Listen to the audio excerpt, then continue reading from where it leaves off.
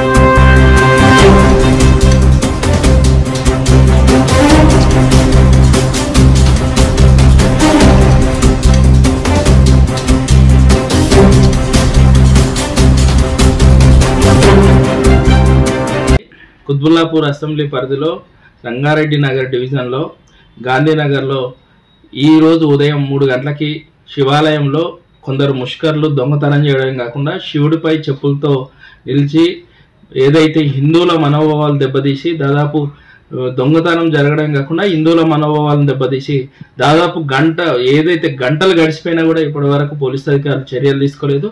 హిందువుల మనోభావాలు దెబ్బతిన్నా కూడా ఇప్పటికైనా తక్షణమే ఏదైతే ఆ ముష్కర్లు ఉన్నారో దొంగతనం చేసి శివుని అవమానించిన ఆ దుర్మార్గులను తక్షణమే అరెస్ట్ చేయాలని, వారిపైన కఠిన చర్యలు తీసుకోవాలి. లేకుంటే హిందువులు ఐక్యంగా వారి నిరసనను, వారి ఆగ్రహాన్ని చవి చూడాల్సి వస్తుందని ప్రభుత్వాన్ని, పోలీసు అధికారులని మేము డిమాండ్ చేస్తున్నాం. నిరంతర న్యూస్ అప్డేట్స్ కోసం ఛానల్ ని సబ్స్క్రైబ్ చేసుకోండి. పక్కనే ఉన్న బెల్ సింబల్ ని క్లిక్ చేయండి. Thanks for watching GS9 TV.